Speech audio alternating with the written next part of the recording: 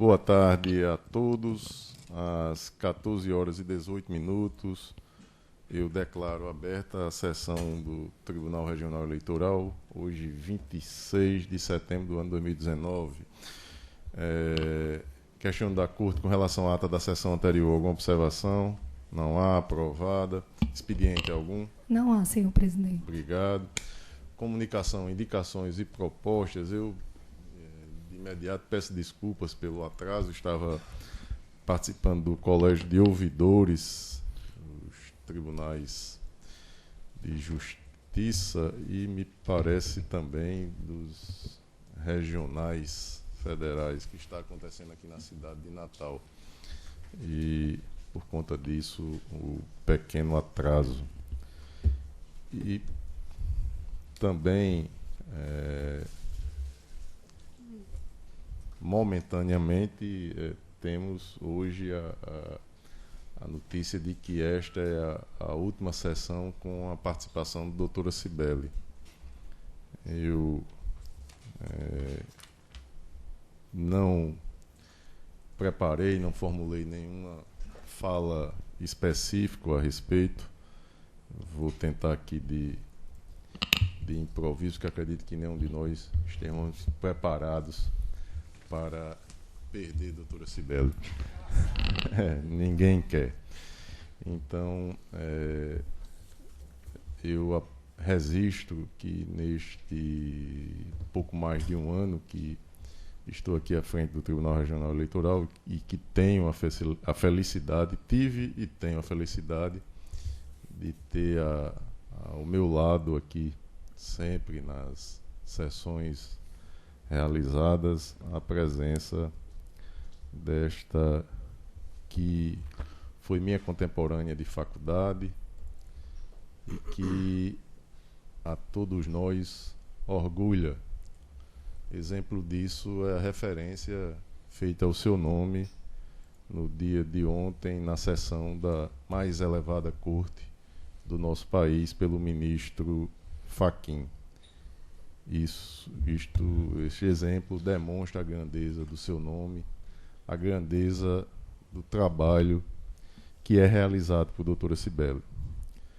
Além dessa elevada sabedoria intelectual, ela, nesse período, tem sido uma parceira da instituição em vários sentidos. A ideia de ocupação de espaços aqui da nossa instituição, permitindo a realização de exposições de artes, a questão da doação de telas, tudo isso teve a participação, a colaboração de doutora Cibele. E a ideia também de termos aqui, que acredito que é a primeira galeria de ex-procuradores regionais eleitorais, aqui temos aqui no nosso tribunal também uma ideia da doutora Cibele. E para demonstrar, uma vez eu disse e eu imagino que tenha sido até mal compreendido, doutora Cibele, mas a ideia é demonstrar o quão forte é o seu nome, o seu trabalho, porque a ideia inicial, ela tinha o não da presidência. E a persistência, o poder de convencimento que tem Vossa Excelência me fez refletir e reconsiderar a decisão que até então havíamos tomado, e aí eu divido essa responsabilidade com a doutora Simone e a doutora Érica, de inicialmente dizer o não, e aí dissemos o sim, e imagino que tenha sido a decisão correta, a decisão acertada. Então, esta que hoje é a sua última sessão, que eu tenho a dizer, muito obrigado, parabéns pelo trabalho realizado, continue a ser essa pessoa diferenciada e excepcional que é.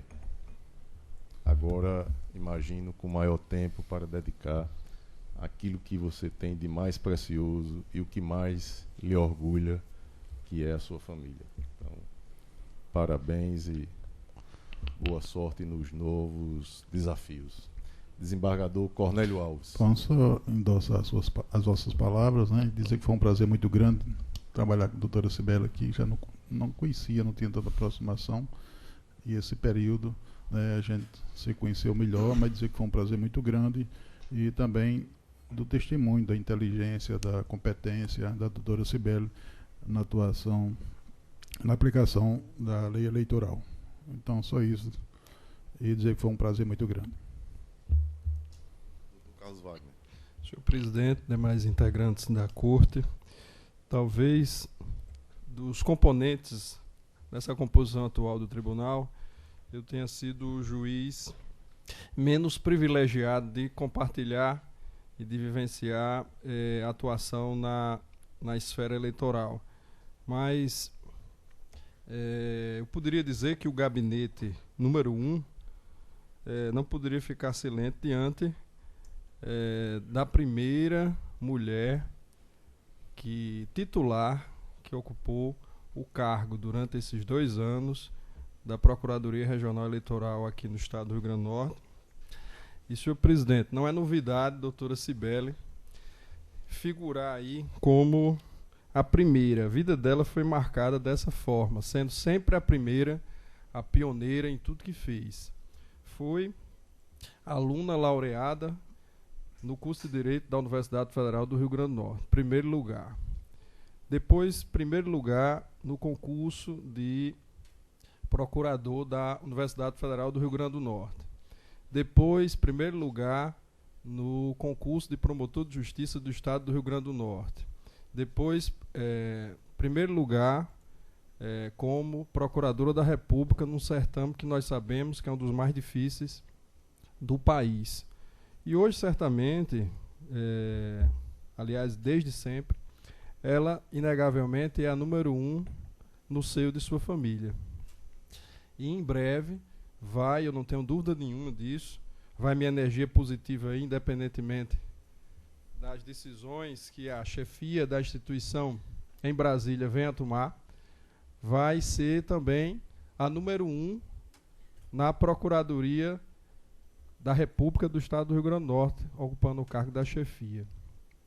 Então, eu sempre, na condição de juiz federal, sempre a admirei, sempre a considerei uma representante do Ministério Público que colocava a atuação da Justiça Federal no mais elevado nível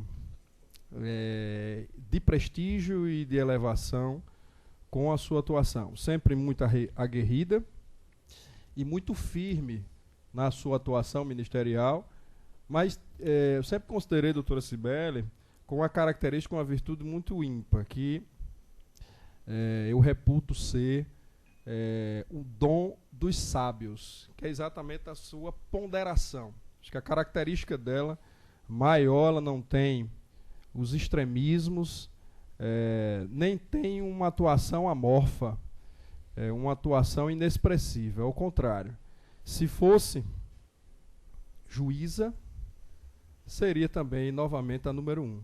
Então, seria das melhores juízas, justamente por essa virtude da ponderação, da prudência, do equilíbrio. E isso é um grande dom, uma grande virtude que deve nortear todos aqueles que caminham pela trilha do direito. Então, são essas breves palavras, senhor presidente, desejando sucesso à doutora Cibele nos novos desafios que pretende abraçar, saindo do palco eleitoral, das disputas eleitorais, e agora indo para, muito provavelmente, para o palco das disputas gerenciais administrativas, porque gerenciar uma instituição como o Ministério Público Federal em qualquer lugar do Brasil é como se fosse aquela tarefa de domar os gênios indomáveis, ou lidar com gênios indomáveis. Então é um grande desafio, espero que tenha muito sucesso. Eu não tenho dúvida que brilhará em primeiro lugar, onde quer que seja. É isso, senhor presidente. Muito obrigado pela oportunidade. Perfeito, doutor Carlos Wagner, doutor Geraldo Mota, comunicação, presidente, indicações e associo-me propostas. aos pronunciamentos feitos e gostaria de externar minha felicidade e minha alegria em poder capturar um pouco aqui do extenso conhecimento da doutora Cibele, a beleza com que ela se pronuncia, as palavras fluem, parece que você está lendo um livro quando ela fala ali. Eu fico aqui extremamente atento, ouvindo o raciocínio lógico e toda a expressão que ela tem. Pouco tempo aqui estive, infelizmente, gostaria de ter tido até a oportunidade de poder ouvi-la em outras circunstâncias, mas evidentemente que é assim, e espero que onde a doutora Cibele passar, tenho certeza absoluta que ela vai brilhar pela personalidade que é, pela gentileza com que ela trata todo mundo e pela pessoa que ela representa. Muitíssimo obrigado por ter participado pouco tempo aqui ao seu lado, e felicidade em tudo que você tiver pela vida à frente. Muito obrigado. Doutor Ricardo Tinoco. Senhor presidente, eu vou, evidentemente, seguir a trilha dos que me antecederam, fazendo coro com todas as palavras muito bem postas que foram lançadas em relação à pessoa da doutora Cibele, mas também deixar um testemunho de um acontecimento muito rápido que se deu já há algum tempo. Nós estávamos coincidentemente participando de um evento do grupo de pesquisa, de um grupo de extensão da UFRN, de nome Capitólio, e eu tive o prazer de participar com a doutora Cibele enquanto palestrantes nesse evento. E acho que momentos antes de ingressarmos lá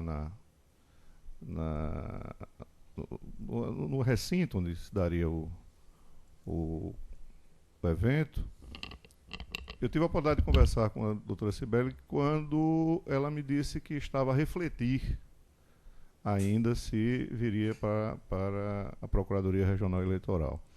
E também, muito rapidamente, eu a incentivei, disse que seria muito oportuna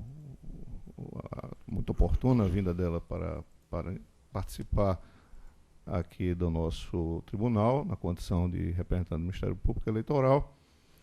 E eu, quando assim o fiz, é porque já sabia dos grandes atributos, de todo um referencial que a doutora Cibele sempre ostentou enquanto profissional do direito, enquanto agente do Ministério Público, ciosa de suas responsabilidades, absolutamente comprometida com o caráter fiscalizatório que o Ministério Público encarna na sua essência, na sua ontologia. E, sem qualquer surpresa, a alegria que tenho hoje de afirmar que toda aquela expectativa que eu tive naquela data, mais que se confirmou, mais que se ratificou, ela simplesmente se tornou viva, pulsante, absolutamente clara com relação a todos os momentos em que a doutora Cibele se pronunciou aqui, opinando com o maior grau de responsabilidade, sem falar no acurado senso de justiça e na emblemática forma de expressar o conhecimento jurídico, técnico que ela também tem. Prova disso, muito bem lembrado pelo presidente, referência feita agora no julgamento mais recente do Supremo, em que sua obra foi citada e com muita propriedade. Então, ao tempo em que eu afirmo essa satisfação de ter podido conviver com a doutora Cibele aqui no Tribunal Regional Eleitoral, colhendo de suas lições muito do aprendizado que estou a ter nessa corte, eu também tenho a tristeza de ver que estamos a perdê-la. Mas que essa perda, na verdade, é meramente constitutiva de uma situação própria da vida, já que os ensinamentos, o exemplo, a dignidade do exercício da função deixou marcas perenes nessa corte e, com certeza, na trajetória profissional de cada um dos seus membros. Então, receba meu abraço, doutora Cibele, satisfação imensa de ter tido essa chance de poder aqui dividir a bancada com a participação ministerial por sua pessoa tão bem representada. Era isso, senhor presidente. Doutor Vladimir Capistrano. Senhor presidente, colegas da corte e especialmente a doutora Cibele, que é a homenageada do momento, eu também corroboro todas as palavras que foram ditas pelos que me antecederam e destaco que também sou contemporâneo da Faculdade de Direito da Universidade Federal do Rio Grande do Norte, contemporâneo da doutora Cibele. Ela um pouco mais adiantada no curso, até porque, como é do seu hábito ser a primeira, não é, doutor Carlos Wagner? Ela adiantou-se mais do que o normal e terminou o curso em menos tempo. Nós lutávamos para terminar o curso em 4 anos e meio, ela terminou em 4 anos, então, doutora Cibele, além de ser um semestre à minha frente, ainda adiantou-se mais, mas tivemos a oportunidade de convivermos juntos ali nos corredores do setor 1, no Bloco H, e desde essa época já era admirada por sua capacidade, por sua inteligência, por sua simpatia, e ao longo de sua carreira isso tem se cristalizado. Quando ela chegou aqui nessa corte, nós tínhamos certeza que teria essa atuação brilhante como de fato teve. E eu sempre digo, por onde ando, e também já disse a ela, que a doutora Cibele, ela tem uma característica que é muito cara. Ela não perde a dureza, mas não perde a ternura. Ela, como disse o doutor Carlos Wagner, ela não tergiversa nos seus posicionamentos, ela, de modo algum, ela deixa de fazer o que precisa ser feito, mas com toda a ternura possível, com toda a simpatia possível, e isso é muito bom. É uma pessoa que irradia muita alegria, nos permite trabalhar com muita alegria. Então, foi uma alegria imensa reencontrar a doutora Cibele aqui no Tribunal Regional Eleitoral do Rio Grande do Norte e poder compartilhar com ela ao longo. Nós passamos os 2 anos juntos, né, doutora Cibele? Quando a doutora Cibele chegou, eu estava aqui ainda na condição de substituto, mas como interino, e logo em seguida assumi a vaga de titular, ou seja, tive a satisfação de, durante o biênio integral da doutora Cibele, poder ter convivido com ela. E, como disse, só fez aumentar a admiração que eu tinha, porque, na verdade, cristalizou o que já era realidade antes. Então, doutora Cibele, parabéns pela passagem aqui na Corte Eleitoral. Foi apenas a expressão dessa figura maravilhosa que você é, e sucesso na continuidade de sua carreira, mais sucesso ainda, né? Chega a ser até ser injusto, né, doutor Carlos, tanto sucesso, mas mais sucesso ainda no que a vida ele tem ainda de missão, seja na procuradoria, seja na vida pessoal, na vida familiar. Então, muito sucesso e obrigado por essa convivência muito, muito prazerosa durante esses 2 anos. É só, senhor presidente. Doutora Adriana Magalhães. Senhor presidente, eu acho que muito se falou sobre os predicados, sobre os atributos profissionais de doutora Cibele, mas eu queria deixar o testemunho da minha lembrança e do meu carinho dos gestos e assim da pessoa extremamente terna, cordial, caridosa, que ela sempre foi. Alguém que sempre tem uma palavra de conforto, alguém com quem eu sempre tive a oportunidade de conversar sobre os mais diversos assuntos, desde as lides do tribunal, passando por assuntos de casas, de filhos, de preferências. Então, eu digo que esse tribunal vai se ressentir muito da presença de doutora Cibele. Eu, especialmente, sentirei muito a falta dela e torço para que a presença feminina então se consolide, que seja possível que alguém venha, então, para que eu não esteja aqui solitária e que eu possa, então, ter com quem conversar, com quem debater e olhar para as coisas da maneira que você olha, de uma maneira sempre amorosa e, assim, sempre doce e muito, muito delicada.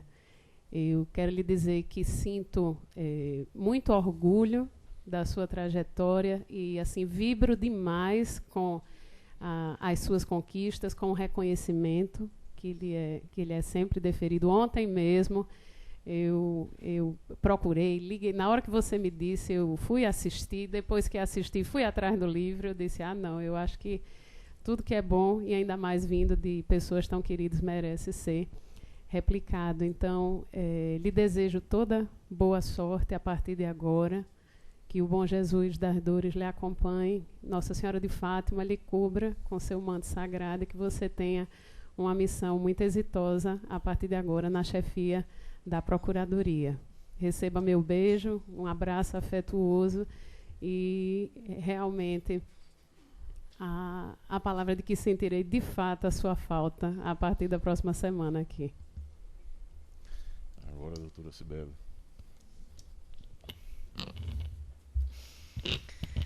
Senhor presidente, senhores juízes, senhores servidores, minha última sessão no TRE. O mandato só se encerra dia 30 de setembro, mas esta é a minha última sessão. Eu não quero fazer discurso. Eu sei perfeitamente, nos dias de hoje, que a gente não espera de quem se despede uma longa fala, porque a expectativa gira muito mais em torno de quem chega e não de quem parte.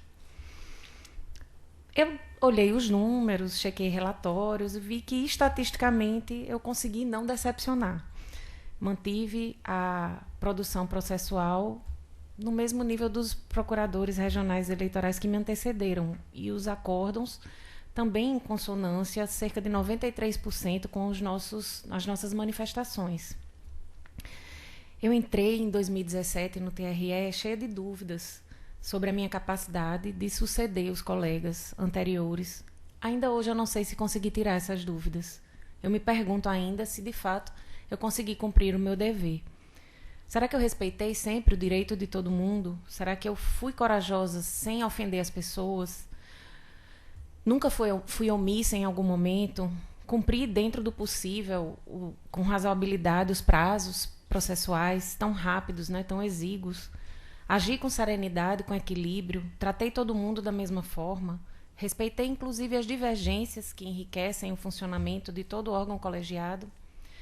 Eu devo ter falhado, não poucas vezes, mas eu tentei sempre acertar. Eu tenho esse defeito de tentar fazer tudo bem feito. Mesmo no meio da correria do meu dia a dia, eu tento me manter uma mãe presente na vida das minhas duas filhas, ainda tão pequenas, e que elas não têm muita noção ainda das razões pelas quais a mãe trabalha tanto. Durante esses 2 anos eu me doei de corpo e alma, ofereci sangue, trabalho, suor e lágrimas ao TRE, tentando me inspirar em Churchill, vendo o quanto ele se dedicou ao trabalho de governar o Reino Unido na época da Segunda Guerra. Ele, homem, tinha a sua amada Clemmy, cuidando da casa, dos filhos, para poder trabalhar completamente focado. Eu, na escala infinitamente menor de responsabilidades, continuei deixando as meninas na escola, pegando, colocando para dormir, doando a elas 2 e ao meu marido, cada horinha extra que eu podia, para não perder o presente maior, que é o amor de quem nos ama. Então, eu posso afirmar que ter sido a primeira procuradora regional eleitoral mulher no TRE-RN foi possível, mas não foi nunca fácil. Se tem uma lição que eu tirei nesses 2 anos que passaram tão rapidamente, é que a vida é muito breve, que o tempo voa. Um dia desses eu entrava no prédio da Ribeira, ao lado do desembargador Dilermando, desembargador Ibanez Monteiro, doutora Berenice, doutor Francisco Glauber, doutor Gustavo Smith, doutor Vladimir. Agora já estou eu aqui no prédio novo me despedindo de todos. Eu vivo tentando aprender lições todo dia e essa é a maior. A vida é muito curta. Se é certo que a gente tem que cumprir os deveres e as responsabilidades com os quais a gente se compromete, é certo ainda que a gente não pode deixar a vida correr apenas trabalhando, elaborando planos para o futuro, metas de obtenção de bens materiais, alcançar mais poder, inclusive, como tantas pessoas fazem. A vida é o hoje. É o bom dia que se dá, é a leveza de tratar bem a todos, não guardar mágoas, ver o lado bom das pessoas. Acredite, todo mundo tem um lado bom, basta a gente se esforçar para procurar. É a discussão que a gente evita, é conseguir conviver com quem pensa diferente de nós, é o almoço com a família, com os amigos, ouvindo a fala de todos, sem a presença de fugas eletrônicas como celulares. É levar e buscar os filhos pequenos na escola todo dia, construindo laços fortes de afeto. Se eu conseguir, ao menos em parte, cumprir essa missão, eu devo isso a muita gente e eu nem tenho como retribuir. Eu sempre tive o apoio de todos os promotores eleitorais. O entendimento sempre foi fácil, o diálogo permanente. Eu não posso deixar de agradecer ao doutor Eudo Leite e à doutora Elaine Cardoso pelo apoio da Procuradoria-Geral de Justiça em absolutamente tudo relacionado às eleições de 2018. Treinamentos, cursos, custeio de palestrantes. Eu tenho que agradecer também pela assinatura do termo de cooperação para que o GAECO, o Grupo de Combate ao Crime Organizado, coordenado pelo Dr. Fausto França, apoiasse incondicionalmente o Ministério Público Eleitoral durante as eleições de 2018. Isso rendeu até um prêmio nacional, uma medalha de bronze no Prêmio República por essa grande operação, a Operação Sufrágio, quando a gente se dedicou ao combate à corrupção. Eu não sei se conseguiremos, nós, do Ministério Público e do Poder Judiciário, agir com tanta garra nas eleições de 2020, diante de tantas forças que atuam para intimidar atuações contra a corrupção, especialmente em razão da recente aprovação da chamada Lei de Abuso de Autoridade. A sociedade ainda não percebeu do que se trata. A gravidade de uma lei tão odiosa virá quando o cidadão não puder contar com decisões judiciais, bloqueando via Bacenjude valores de contas de pessoas poderosas que são devedoras, quando a mulher vítima de violência doméstica não puder ter medida protetiva contra seu agressor diante do receio de que o delegado, promotor ou juiz sejam processados em razão de ordens e cumprimento de decisões corajosas. O combate à corrupção com essa postura do Congresso brasileiro perdeu muito do seu fôlego. E eu temo que quando a sociedade despertar para a gravidade do que foi aprovado, seja tarde demais. Os tempos são difíceis, são estranhos, são desafiadores. Para quem trabalha com justiça, para quem luta por justiça, eu acho que a coragem para fazer a coisa certa sempre vai estar lá. Mas o risco aumentou bastante. Mas olhemos para frente. Eu construí alguns laços valiosos de afeto nesses 2 anos. Isso faz valer a pena a caminhada, ainda que as flechas venham em nossa direção. Eu nunca deixei de receber consideração e apoio de nenhum membro dessa corte. Eu ficarei sempre grata pelas demonstrações de apoio e considerações recebidas. Sentirei muita falta das sessões em que tantas coisas aprendi, com as aulas de Dr. Vladimir Capistrano, a pessoa que eu conheço que mais conhece direito eleitoral, incluindo leis esparsas, regimentos, portarias, decisões antigas, decisões recentes. Uma pessoa que se mostrou justa e corajosa em vários momentos, sem jamais ser descortês. Como não esquecer? Eu não vou esquecer nunca a simplicidade bondosa e a educação do colega de faculdade, Dr. Gustavo Smith, que sempre demonstrou humildade e elegância no tratar e no conduzir seus processos e o seu gabinete. A doutora Adriana Magalhães, com quem pude conviver mais ainda após a sua titularidade, também não tenho como deixar de fazer um agradecimento pela presteza em me ajudar em absolutamente tudo que sempre precisei, porque é uma pessoa incrivelmente capaz de resolver qualquer problema, do menor ao mais sério. Envolva ele a organização de um coquetel, a localização de uma jurisprudência ou a descoberta da árvore genealógica. Lastimo muito perder esse contato semanal de muita sororidade. Ela faz isso sempre com muita fé e com muitíssima elegância, por todos reconhecida. E nosso vínculo afetivo nasce também da antepassada portuguesa judia em comum. Descobrimos no final que temos laços familiares. E permanece na experiência de termos convivido essa particularidade de sermos mulheres nesse ambiente que se mostra tão masculino. E é só uma constatação, há mais homens que mulheres. Sabemos que a razão é muito de ordem cultural, mas vejo que essa corte se destaca por lutar para que seja um órgão 50-50, como os objetivos da ONU. Isso se deve também muito ao presidente Glauber Rego, cujo perfil de administrador passei a admirar cada vez mais por ver um presidente com energia para conduzir os trabalhos, resultando na premiação do TRE-RN como a corte mais transparente do país. Ele cercou-se de pessoas competentíssimas para auxiliá-lo nesse trabalho, como a doutora Simone Soares, doutora Lígia Limeira, doutor Arnaud Flou e tantos outros excelentes servidores. Virginia Celli. Arnaud, sempre um carinho imenso. As 3 mulheres aqui citadas, exemplares, competentes, inteligentes, todas têm um lugar no meu coração. Agradeço muito o desembargador Glauber, eu respeito todo o apoio administrativo dado ao Ministério Público. Mais uma vez agradeço a enorme harmonia interinstitucional durante a presidência de Vossa Excelência, simbolizada pela primeira e única galeria de ex-procuradores regionais eleitorais em TRE no Brasil. Ao desembargador Cornélio, meu enorme respeito, admiração, um desembargador nascido da magistratura, independente, imparcial, competente, destemido.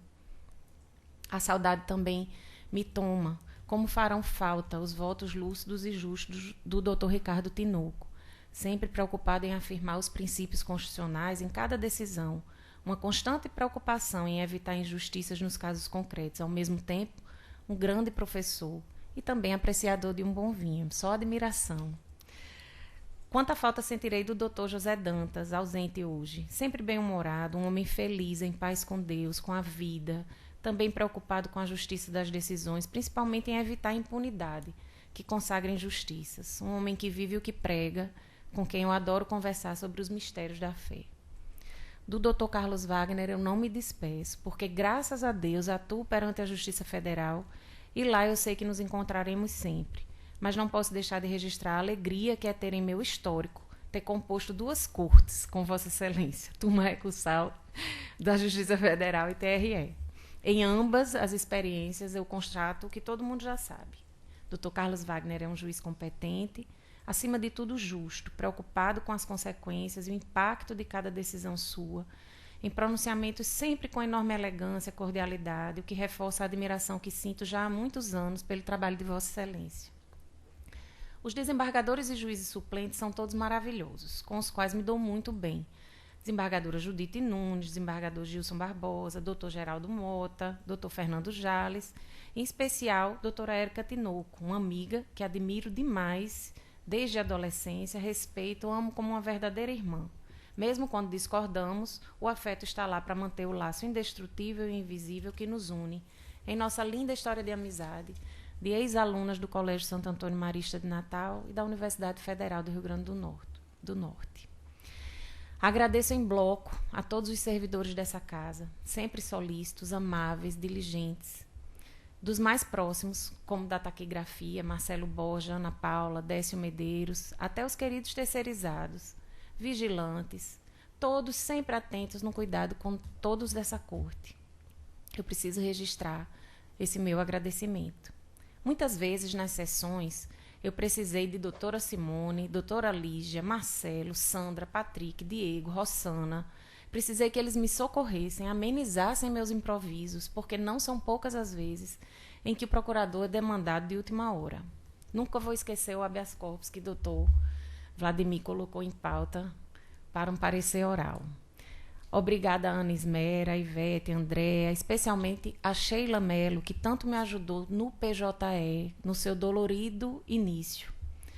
Jamais esquecerei o apoio de todos os servidores do Ministério Público Federal, meus assessores na função eleitoral, William, Luciana, Anacélia, Ademir, e o meu querido amigo Kleber Martins, que me acompanhou nesses 2 anos como Procurador Regional Eleitoral Substituto, jamais me negou apoio, demonstrando imensa força de trabalho e me ajudando sempre que precisei. Também agradeço de coração aos procuradores da República que atuaram como procuradores eleitorais auxiliares durante o meu mandato, Dr. Rodrigo, Dr. Vitor, Fernando e Renan, todos tão diferentes entre si, o que demonstra que é possível conviver com as nossas diferenças. Tivemos excelente diálogo com os advogados eleitoralistas e saio daqui admirando muito a prata da nossa casa, como temos advogados bons aqui. Continuo pensando que a função eleitoral é das mais importantes para o Ministério Público Federal. Cada candidato, entre aspas, corrupto, que conseguimos impugnar, evitamos futuras ações de improbidade, criminais, má governança. Agradeço muito à Procuradoria-Geral Eleitoral em Brasília, na figura do Dr. Humberto Jacques, pelo apoio que ele jamais me negou. A Procuradoria Regional Eleitoral, a partir de 1º de outubro, tudo aponta, se tudo der certo, será assumida pelos colegas Carolina Maciel da Costa Lima da Mata e Ronaldo Chaves, Sérgio Chaves Fernandes, recentemente escolhidos na PRRN. A eles, o meu voto do mais pleno êxito. Eu sei, e digo agora para as mulheres do TRE, que existem barreiras, existem discriminações, quase sempre são inconscientes. Eu cheguei à Procuradoria na condição de uma filha que se beneficiou das oportunidades com as quais a mãe não sonhou. Trabalhei como uma mãe que se preocupa com o futuro das minhas filhas, como uma mãe que quer garantir futuros melhores a todos os filhos. Precisamos assegurar, para construir esse futuro, que mulheres e homens compreendam as lutas das avós, das mães, para que as mulheres gozem de oportunidades iguais. E devemos ter a determinação de trabalhar para concretizar propostas muito simples. Não há preconceitos que sejam aceitáveis no século XXI. Termino dizendo uma frase, um trecho que Hillary Clinton falou num evento em Washington, quando era candidata ainda à presidência. Ela disse: sempre sonhem alto, trabalhem duro, envolvam-se profundamente com aquilo em que vocês acreditam. Quando tropeçarem, não percam a fé. Quando forem derrubados, levantem-se novamente. Nunca deem ouvidos a quem diz que vocês não conseguem ou não devem seguir adiante. Nesse momento em que estamos aqui, reunidos nesse edifício histórico magnífico, a 50ª mulher a sair da Terra está orbitando no espaço. E ela termina dizendo: se fomos capazes de lançar 50 mulheres ao espaço, algum dia vamos colocar uma mulher na Casa Branca. E eu falo, hoje nós potiguares estamos, no término do meu mandato, colocando, se Deus quiser, a 2ª mulher na Procuradoria Regional Eleitoral. E que doutora Caroline faça jus a essa honra. Muito obrigada.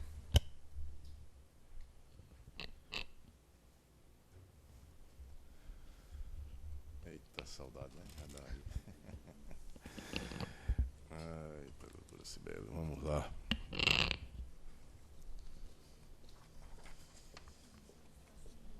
Prioridade, né? Desembargador Cornélio tem algum processo em mesa? Não tem. Então temos uma prioridade aqui, é o 6º.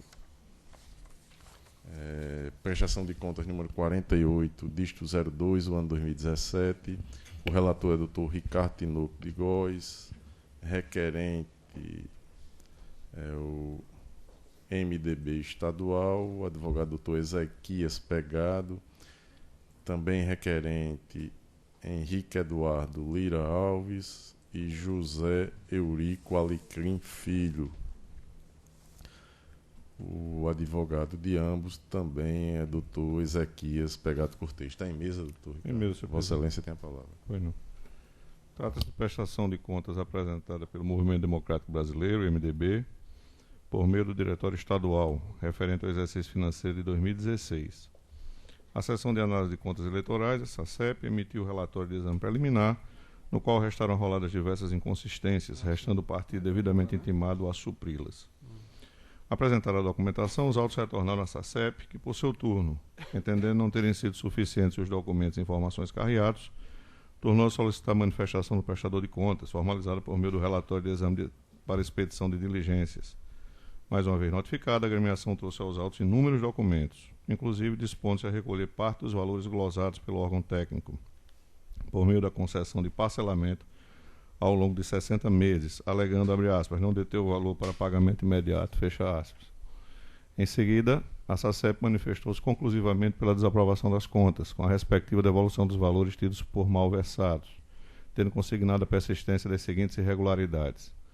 1. Recebimento de recursos de origem não identificada no importe de R$ 441,14.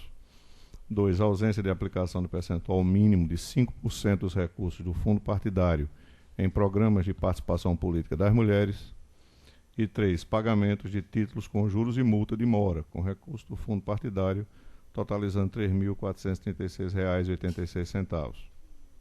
Com vista dos autos, a douta Procuradoria Regional Eleitoral manifestou-se as folhas pela A. Desaprovação das contas sob exame, aplicando-se expressamente em consequência a penalidade prevista no artigo 37, caput e parágrafo 3º da Lei 9.096, combinado com o artigo 49 para a segunda resolução 23464 de 2015 do TSE, concernente à suspensão do direito ao recebimento de novas cotas do fundo partidário.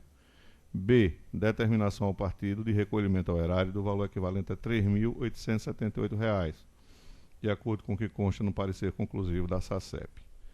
Diante das conclusões do órgão técnico e ministerial acima descritos, a agremiação foi devidamente notificada para oferecimento de defesa, tendo se manifestado, alegando em suma a novel disciplina trazida pela Lei 13.831 de 2019, a qual, consoante narra o prestador, o isentaria de penalidade por não ter aplicado o percentual mínimo nos programas de estímulo à participação feminina na política. Sustenta ainda que os valores envolvidos nas demais irregularidades seriam de pequena monta e que, à luz dos princípios da proporcionalidade e razoabilidade, não poderiam ensejar a desaprovação das contas. Reitera, por fim, a disposição em recolher, mediante parcelamento, os valores decorrentes de recursos de origem não identificada e os do fundo partidário utilizados no pagamento de títulos com juros e multa. Em seguida, os autos foram remetidos à SACEP para tomar conhecimento das razões carreadas pelo prestador e manifestar-se acerca de eventual impacto nas conclusões outrora consignadas, tendo o órgão técnico limitado-se a registrar a alteração trazida pela Lei 13.831 de 2019, mantendo-se, todavia, o posicionamento quanto às demais irregularidades. Por fim, a doutora Procuradoria Regional Eleitoral reiterou integralmente sua manifestação pela desaprovação das contas e ao relatório. Em discussão, aprovado o relatório. Como vota, Vossa Excelência? Senhor presidente, o voto está disponibilizado a todos os membros desta Corte e eu estou abrindo o voto suscitando uma preliminar de inconstitucionalidade do artigo 55C da Lei 9.096/95. E o faço pelas seguintes razões. Cuida-se de arguição de inconstitucionalidade, incidente, tanto, tendo por objeto dispositivo da Lei 9.096/95, Lei dos Partidos Políticos, cujo teor é o seguinte: artigo 55C. A não observância do disposto no inciso 5 do caput do artigo 44 desta lei, até o exercício de 2018, não ensejará a desaprovação das contas. Essa é a dicção do dispositivo sindicado. E prossigo.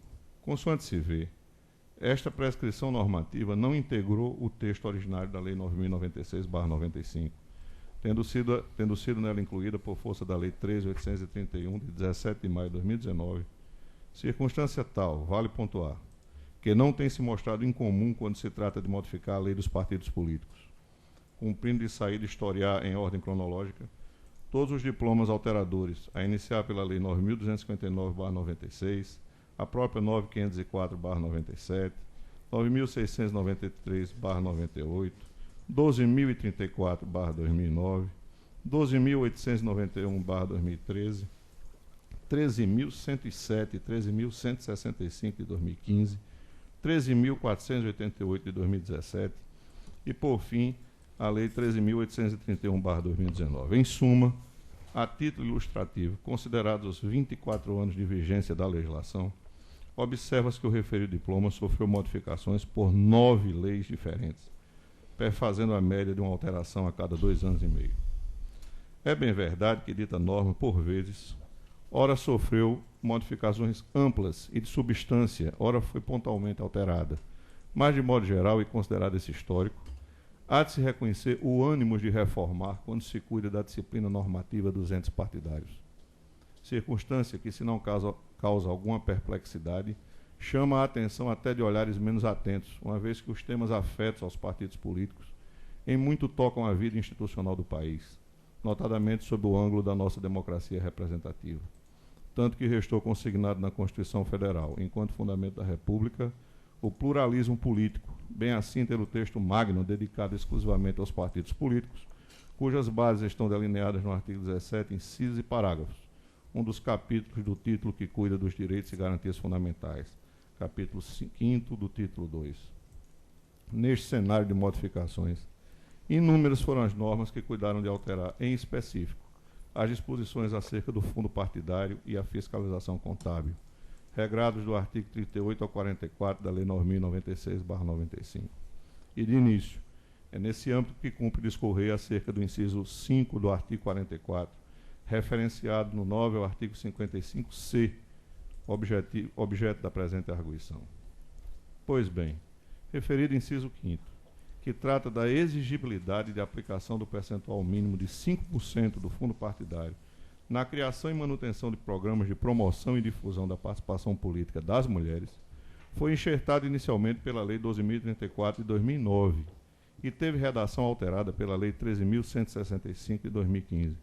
Porém, mantendo-se a exata finalidade de promover verdadeira política afirmativa, na medida em que visa corrigir notável descompasso evidenciado na baixíssima participação do gênero feminino nas atividades político-partidárias, quando comparado ao masculino, de modo que o estímulo a esse engajamento do gênero feminino viesse, em momento futuro, a refletir um equilíbrio entre o preponderante número de mulheres na sociedade e sua necessária ocupação dos espaços da representação política e, portanto, lograr sua inarredável e necessária participação na tomada de decisões, tendo por objetivo não só a representatividade de interesses próprios de gênero, mas também, em termos imediatos, e por que não dizer programáticos, realizar o princípio da igualdade sob o aspecto material, um dos pilares e também escopo de qualquer regime que se pretenda democrático. Dito isto, mostra-se de singela e literal percepção que o advento do artigo 55C não mais faculta a Justiça Eleitoral utilizar como único fundamento para a desaprovação das contas a inobservância da aplicação do percentual mínimo do fundo partidário a que alude o citado inciso 5º do artigo 44, para os exercícios anteriores a 2018. Noutras palavras, jungiu a atuação do órgão fiscalizador ao ponto de tornar inviável a reprovação contábil pelo descumprimento de regra de caráter legitimamente compensatório.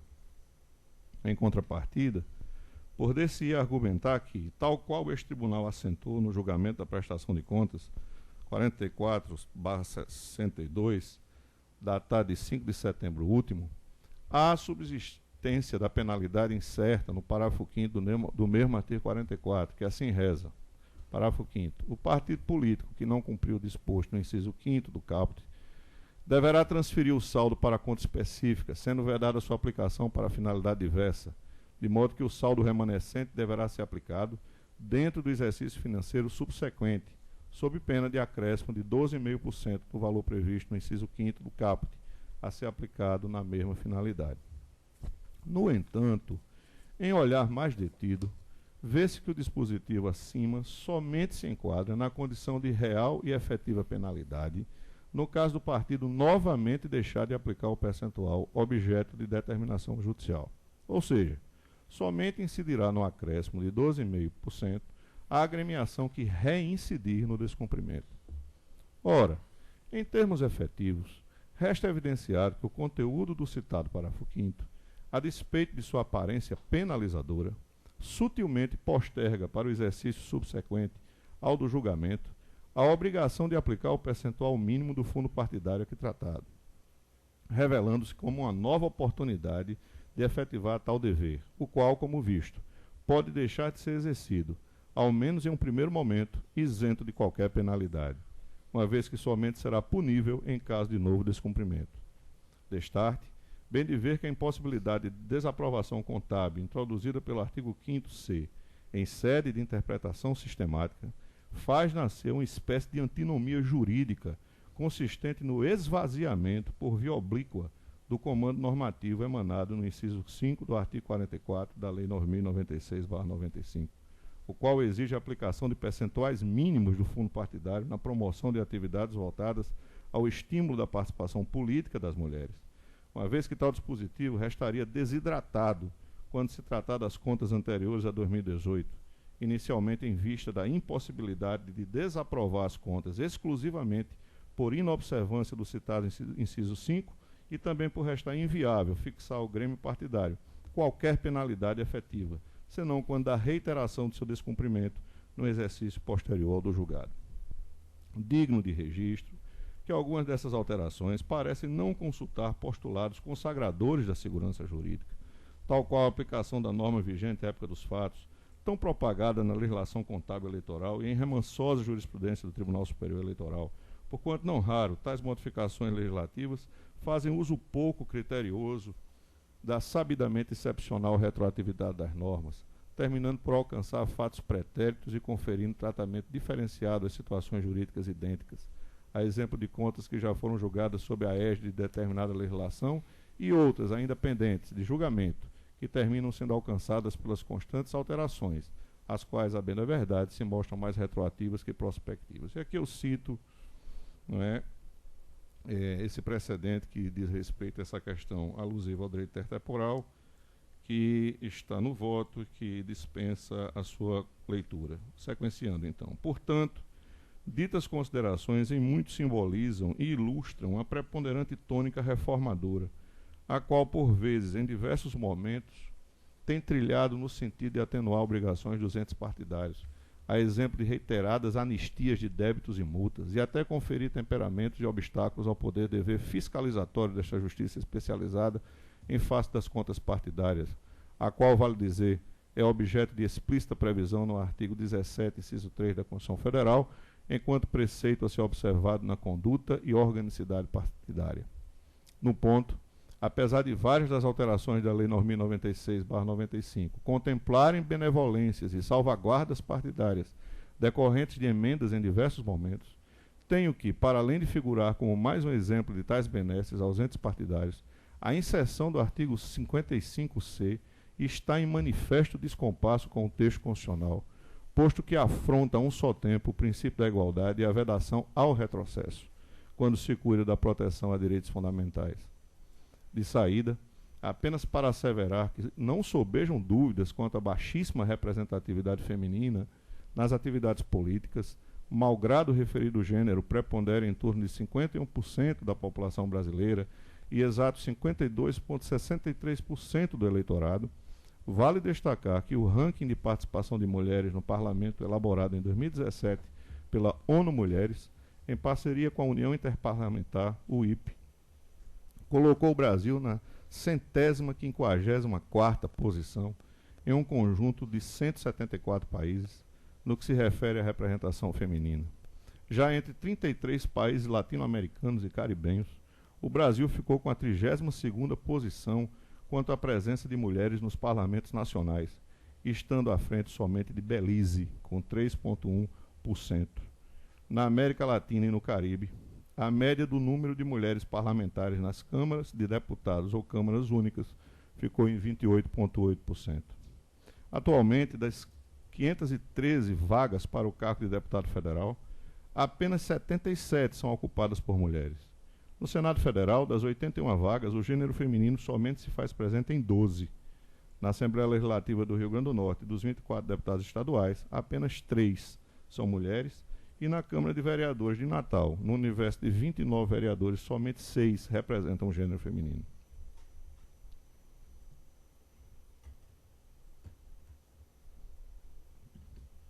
Quadra diversa não se vê no âmbito da chefia do Executivo, em seus 3 níveis.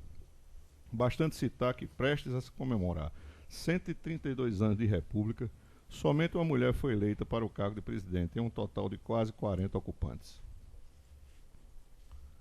Portanto, mais do que aconselhável, mostra-se necessária a utilização de mecanismos compensatórios, com vistas a balancear tamanha discrepância que perdura ao longo do tempo. Com efeito, para que se alcance tal objetivo, as civilizações ocidentais modernas, quando guiadas por tradições constitucionais democráticas, fazem uso de políticas públicas de ações afirmativas, de modo a promover incentivos a determinados grupos que ocupem posições de evidente desvantagem material, a fim de obter-se redução de tal discrepância, sendo de persistirem ao menos até que se atinja razoável diminuição ou até neutralização da disparidade, cujo escopo é, em larga medida, conferir máxima eficácia ao princípio da igualdade, trazido no artigo 5º, inciso 1 da Constituição Federal. Acerca do tema, destaco o excerto de voto do ministro Luiz Roberto Barroso, do Supremo Tribunal Federal, por ocasião do julgamento de ação declaratória de constitucionalidade proposta pela Ordem dos Advogados do Brasil, de norma que instituiu reserva de vagas para afrodescendentes em concursos públicos. E diz o ministro, a igualdade constitui um direito fundamental e integra o conteúdo essencial da ideia de democracia. Da dignidade humana resulta que todas as pessoas são fins em si mesmas, possuem o mesmo valor e merecem, por essa razão, igual respeito e consideração. A igualdade veda a hierarquização dos indivíduos e as desequiparações infundadas, mas impõe a neutralização das injustiças históricas, econômicas e sociais. E o excerto continua com o escolho do ministro Barroso, nessa mesma toada que os fundamentos dessa arguição perseguem, no tocante à defesa da igualdade substancial, a merecer realce enquanto fundamento central para o reconhecimento dessa ofensa à Constituição. E prossigo. Destarte a obrigatoriedade de aplicação do percentual de 5% dos recursos do fundo partidário para fomentar o desenvolvimento feminino no âmbito partidário, revela-se como exemplo clássico de política de caráter compensatório, não decorrente de obsequiosa concessão do poder público, mas oriunda do regime de conquista de direitos, construído ao longo de anos e marca própria das democracias, em que pese o valor mínimo a ser aplicado, mostre-se até tímido frente à grandeza do desnivelamento que visa combater.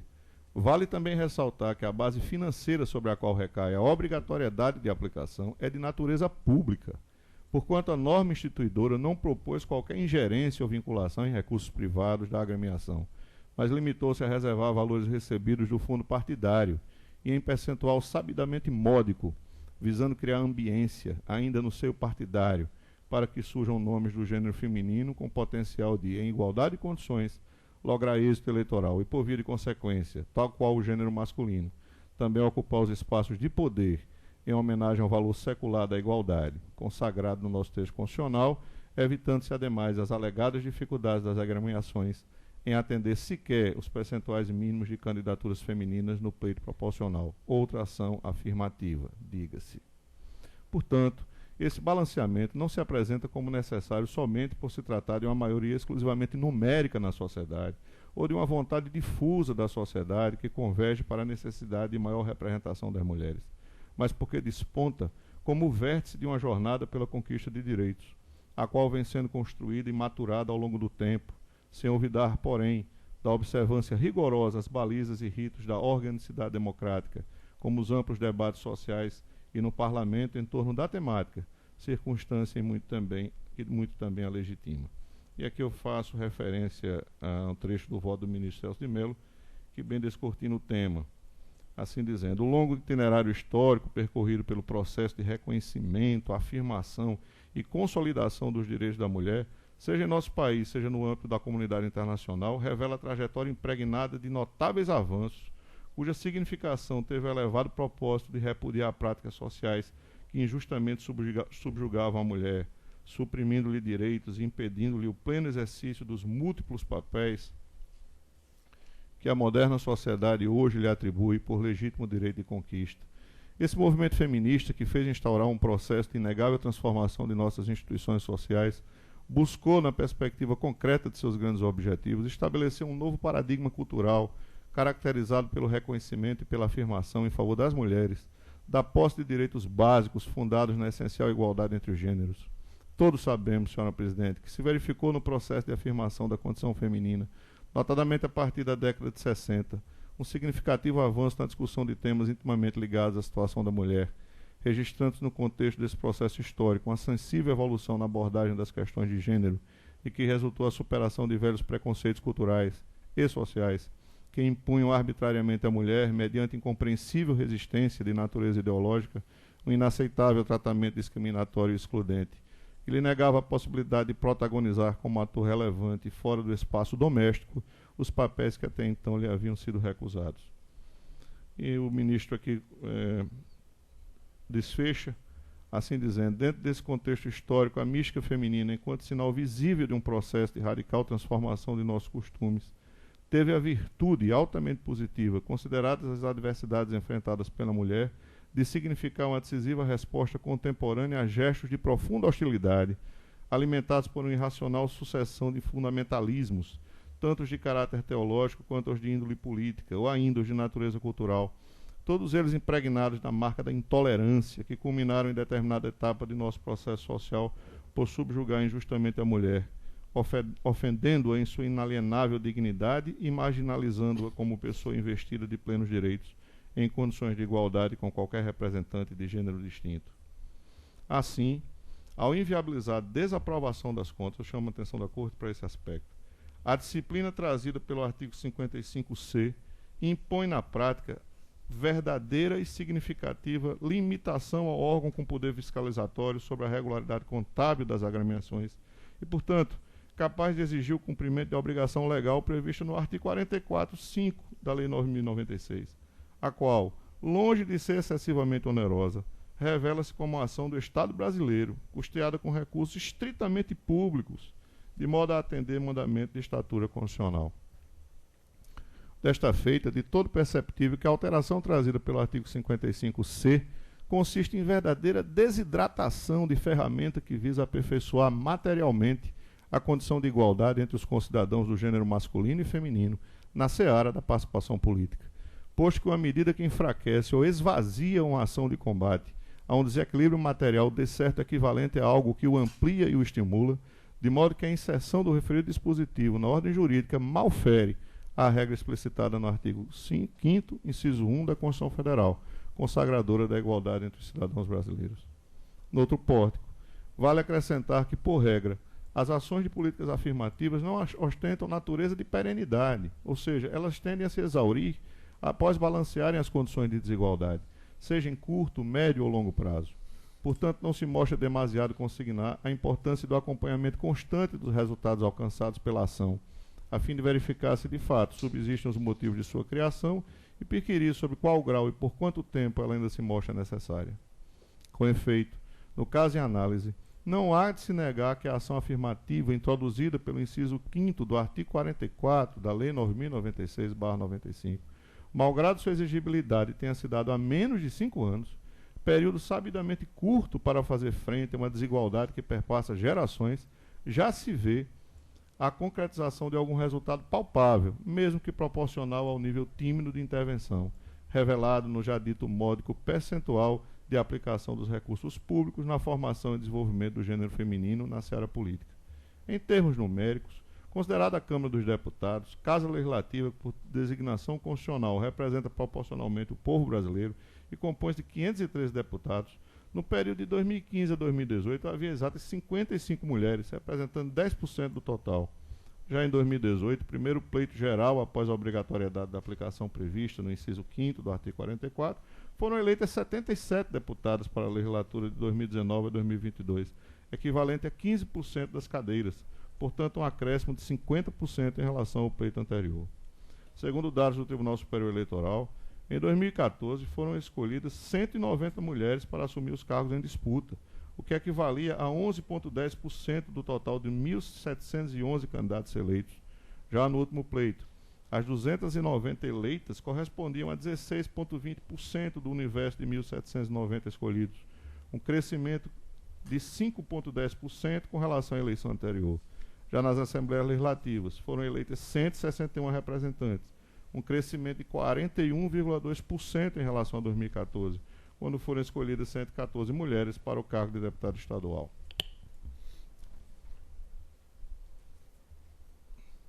Ora, tais números nos revelam ao menos duas situações muito claras.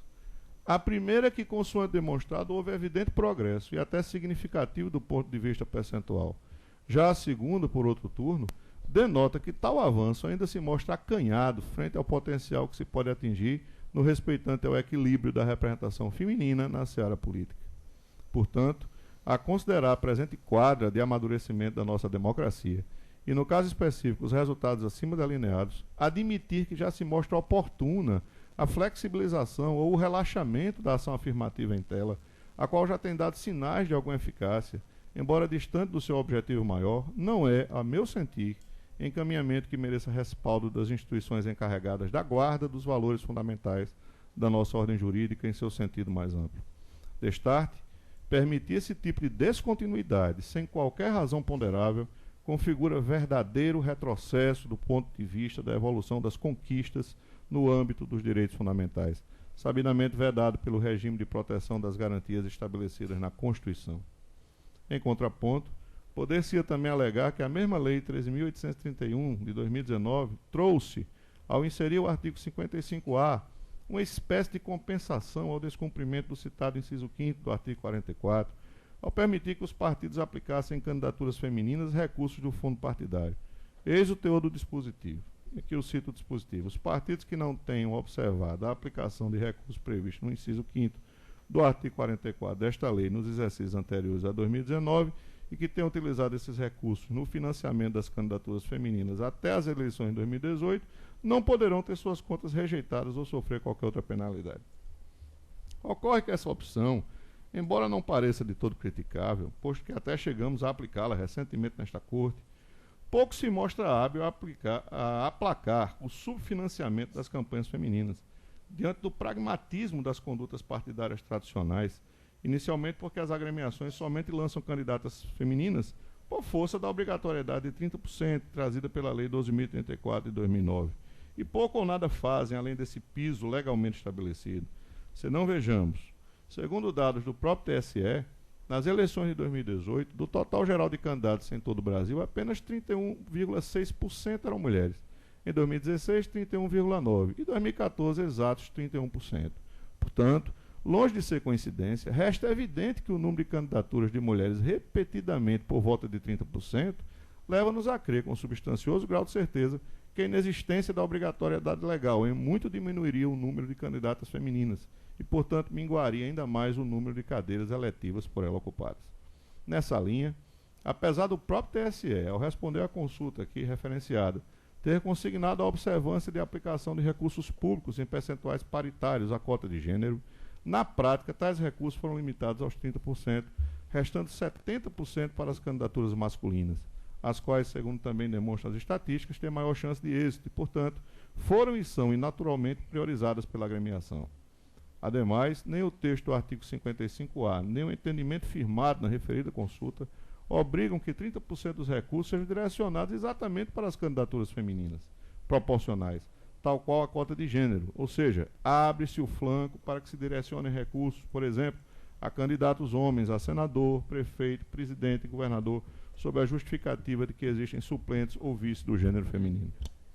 Destarte, embora não se mostre de todo impossível a modificação de regras protetivas de direitos fundamentais, em especial quando se tem em perspectiva ampliá-los ou até substituí-los por outros de maior quilate, o que se vê no caso do artigo 55A é que efetivamente não se retrocedeu em uma seara para se avançar verdadeiramente em outra, posto que em sua dicção fez-se uso de mecanismo meramente paliativo destinado ao financiamento de campanha e não à formação de lideranças de base, tal qual o Instituto do artigo 44, inciso 5, que foi obliquamente mitigado pelo teor do artigo 55C e, neste caso, tornou-se desprovido de qualquer medida compensatória. Portanto, dito de outro modo, o conteúdo do artigo 55C, sem a imposição de quaisquer condicionamentos, impede a desaprovação contábil lastreada exclusivamente no descumprimento do artigo 44, inciso 5, circunstância diversa do 55A, que, por seu turno, veda a desaprovação ou qualquer outra penalidade, desde que sejam aplicados recursos do fundo partidário em campanhas femininas. Portanto, segundo a interpretação que aqui se desvela, a disposição do artigo 55A não desarma o contorno de retrocesso imposto pelo 55C, o qual, sem qualquer circunstância relevante, simplesmente retira desta justiça especializada a prerrogativa de sindicar as contas anteriores a 2018. No outro aspecto, imperioso ressaltar que a Justiça Eleitoral tem compreendido o anseio médio da sociedade e vem realizando ações com vistas a liderar o trato das questões relativas ao estímulo da participação feminina na política. Se não vejamos, e aqui eu faço citação bastante extensa da fala da ministra Rosa Weber, respondendo à consulta. E aqui alguns trechos emblemáticos que Vossas Excelências podem acompanhar pela leitura do voto que foi disponibilizado. Eu os pouparei da leitura em razão já do avançado tempo.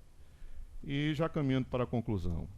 Em linha com essa perspectiva, digno de registro que a Corte Eleitoral Potiguar tem implementado providências concretas no tocante ao estímulo à participação da mulher nos espaços de poder, inclusive com a criação formal de grupo para fomentar e incrementar discussões e atitudes positivas nessa seara.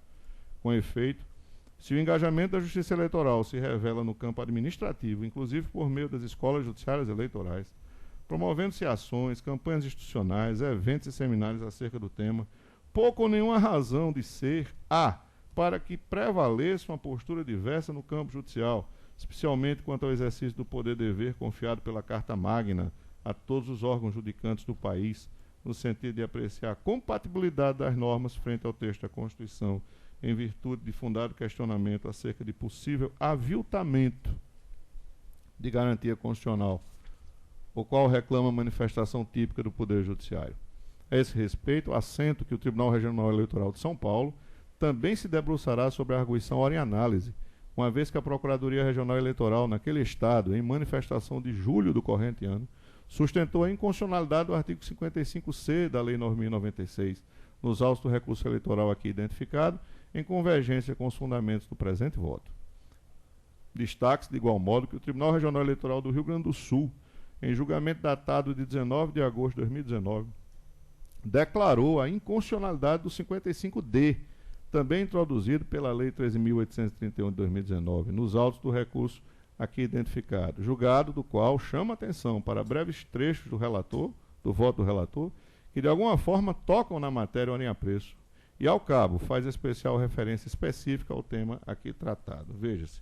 E aqui eu, superando essa parte inicial do voto do relator, gostaria de chamar a atenção só para essa parte aqui negritada, quando ele diz: por derradeiro, acrescento que há outros dispositivos nessa mesma lei, número 13.831 de 2019, de constitucionalidade e integridade duvidosa, como é o caso daqueles que retiram a possibilidade da Justiça Eleitoral rejeitar contas ou aplicar penalidade às agremiações partidárias que deixaram de aplicar o percentual mínimo de recursos para o financiamento das candidaturas femininas. Entretanto, deixo de avançar no tema, pois não é objeto do presente incidente. Mas ele já chamou a atenção para a hipótese que ora se está a tratar. E continuo. Nessa toada, sem olvidar do aspecto protecionista dos valores e da dinâmica evolutiva da sociedade, o Tribunal Superior Eleitoral, em julgamento emblemático, datado de 17 de setembro de 2019, impôs pena de cassação a parlamentares por terem estimulado candidaturas femininas fictícias, chamadas de candidaturas laranjas, com o intuito de aparentar cumprimento da cota de gênero, acerca do qual transcrevo matéria jornalística formulada pelo TSE, que ressalta a tese prevalecente. E aí, logo no segundo parágrafo, esse trecho que merece destaque, aqui também negrito, quando se diz: este Tribunal Superior tem protagonizado a implementação de práticas que garantam o incremento de voz ativa da mulher na política brasileira, mediante a sinalização de posicionamento rigoroso quanto ao cumprimento das normas que disciplinam ações afirmativas sobre o tema. E dou sequência assim dizendo: mas à parte o modo próprio com que se conduzir a justiça eleitoral em casos como os citados, envolvendo novamente os olhos para o cerne da fundamentação de que me ocupo, outro aspecto alusivo à dicção do artigo 55C, afeto que é a natureza deontológica das regras de direito, revela-se por demais significativo. Refiro-me à necessidade de que as regras de um mesmo sistema normativo em seu conjunto mostrem-se compatíveis quanto aos comandos deônticos que estão a expressar, seja para o fim de ditarem obrigações, seja ao propósito de estabelecerem proibições ou ao escopo de ensejarem permissões. Nesse sentido, por esvaziar o conteúdo obrigatório contido no inciso 5 do artigo 44, a literalidade do artigo 55C termina por empregar maus tratos a uma lição comezinha da TGD, da Teoria Geral do Direito, voltada que é a preservação da coerência e da coesão na organicidade dos textos legislativos, já que, paradoxalmente, ao tempo em que lança a obrigação, retira do seu plano consequente a respectiva sanção. De dizer assim, que o prevalecimento de uma postura hermenêutica que venha contemplar a permanência no mundo jurídico de uma disposição normativa desse jaz, cujas dimensões sintática e semântica provocam a verdadeira antítese ao que minimamente se espera das proposições que compõem as normas jurídicas, é suficiente para desfigurar o real papel de integridade e segurança reconhecido ao direito legislado, além de promover claro retrocesso no devir histórico de afirmação e de tutela dos direitos fundamentais, assentando o mesmo é o desapreço e a instrumentalização do gênero feminino em seara de tão evidenciada relevância. Por tais razões, é que, em contraponto, oferece-se a presente interpretação, aqui edificada sobre as bases do sentido próprio da Constituição material e da força normativa que dela esparge. Nela, jamais se vislumbra uma escolha unilateral do intérprete na predição de uma já tão combatida discricionariedade judicial, dizendo que não se trata de uma interpretação fundada no tão afirmado e combatido ativismo judicial. Desafinada dos anseios de uma legítima atuação democrática da jurisdição do Estado, mas se vivifica, sim, na fusão de horizontes de sentido, que põe lado a lado a integridade do direito e a constitucional proibição do retrocesso, as quais, sem embargo de a todos se endereçarem, lançam-se sobretudo ao judiciário, enquanto última trincheira e salvaguarda para a defesa da rigidez do sistema jurídico nacional e para a efetiva provisão da tutela dos direitos. Dito isto, e com base em todas as razões delineadas, tenho que a disposição contida no artigo 55C da Lei 9.096 de 95 não se coaduna com o texto constitucional pátrio, por ofender o princípio da igualdade estatuído no artigo 5º, inciso 1º, e, de igual modo, menoscabar a vedação do retrocesso em matéria que bem se crava no plano de proteção dos direitos fundamentais, de forma que proponho seja declarada sua inconstitucionalidade em caráter incidental, nos termos do artigo 97 da Constituição Federal, e é como voto, senhor presidente. Doutor Ricardo, me parece que nesse caso teremos que ouvir o Ministério Público. É o artigo 152, verificado por ensejo do julgamento de qualquer processo, que é imprescindível decidir sobre a constitucionalidade de ato normativo, o tribunal, por proposta de seus membros ou a requerimento do Ministério Público Eleitoral, depois de concluído o relatório, decidirá, ouvido o Procurador Regional Eleitoral, o incidente como preliminar. Embora eu acredito que até facilita o trabalho Senhor presidente, da Procuradoria Regional. E aí, só um instantinho, doutor Vladimir, o tribunal suspenderá o julgamento para deliberar na sessão seguinte acerca da matéria. Ou seja, vamos aguardar, será dado voz ao Ministério Público e na sessão seguinte iremos concluir o julgamento. Aqui também, senhor presidente, isso da aplicabilidade da hipótese, a espécie, do que previsto no artigo 10 do Código de Processo Civil, porque o nosso regimento é anterior ao Código de Processo, não tinha como prevê-lo, e, de fato, nós estamos a decidir sobre fundamento a que não foi dado às partes a oportunidade de se manifestar. Então, me parece que, para além da manifestação do Ministério Público, que é prevista no regimento interno, artigo 152, teríamos também de ouvir o interessado, o partido prestador. Muito rapidamente. Sim, mas para além disso, nos artigos subsequentes do mesmo capítulo do regimento, também trata, inclusive, da possibilidade de outros órgãos ou entidades comparecerem ao processo para falarem sobre esse incidente. Então, me parece que é mais do que apenas ouvir o Ministério Público e adiar para a sessão seguinte. Teria essas outras questões processuais. Mas as pessoas que aqui falam no regimento são de direito público, partidos são de direito privado. Mas não é só, senhor presidente. O regimento ele 153. Ele fala que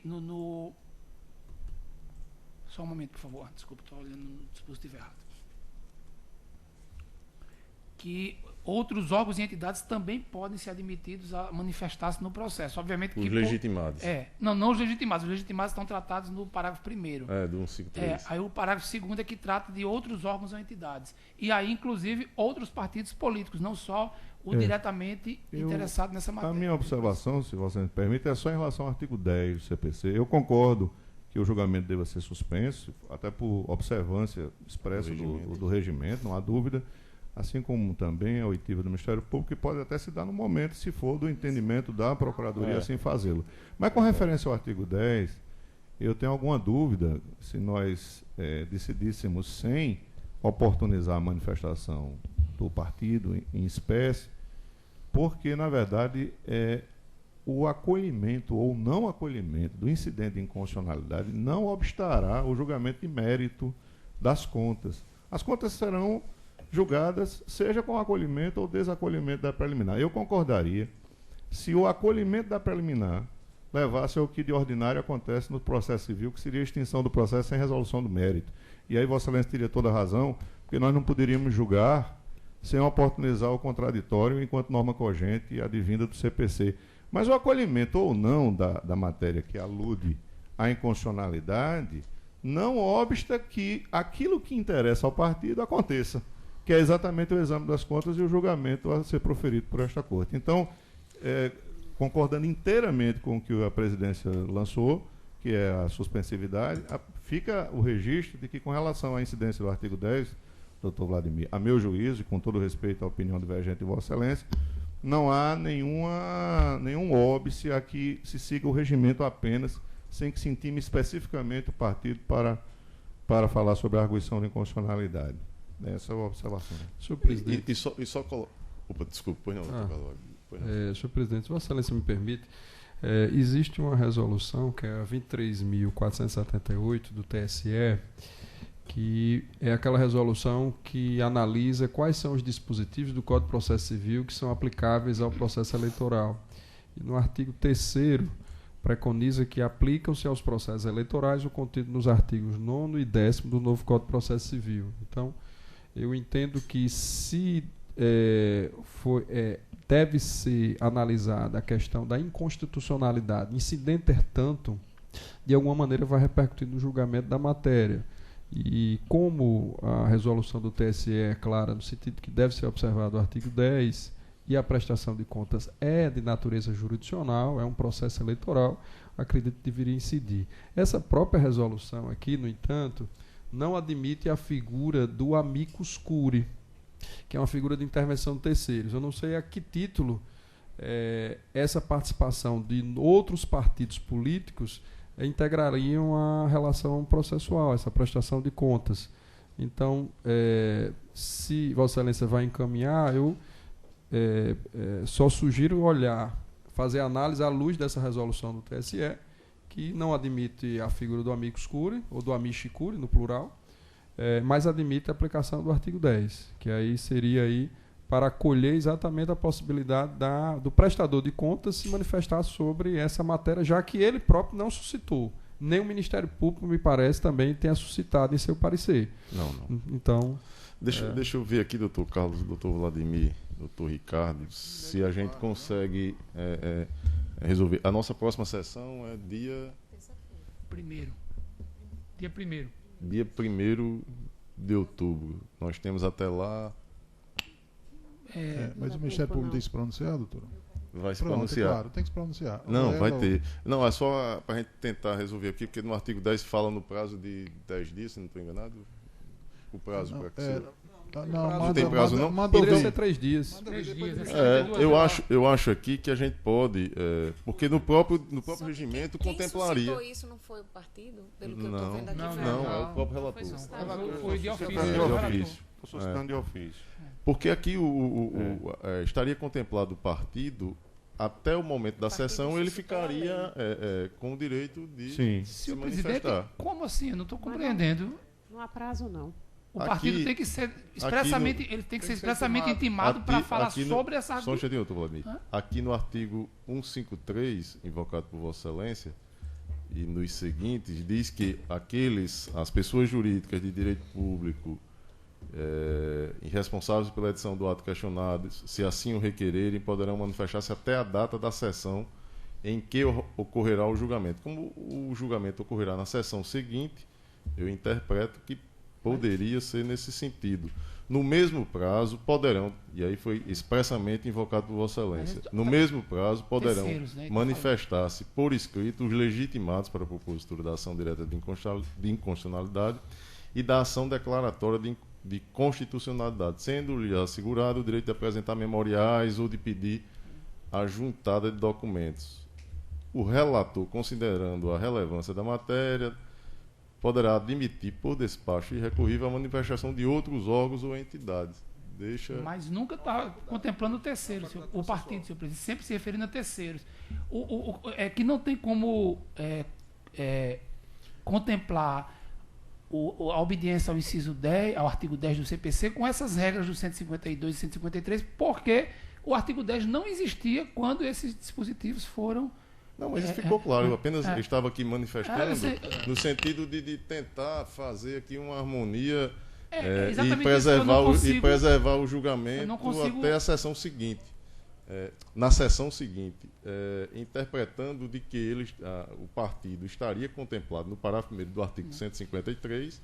É exatamente essa harmonia que eu não consigo fazer. E aí até lá ele poderia se manifestar. Inclusive, na sessão do julgamento, concordando com Vossa Excelência, ele pode pedir a palavra. Exatamente. E se pronunciar aqui da tribuna, o advogado. Me parece, doutor Ricardo, que não é essa a mens do artigo 10. O partido tem que ser intimado para se manifestar. Eu vou só dizer uma última coisa. O procedimento de prestação de contas, embora jurisdicional, não é de natureza contenciosa.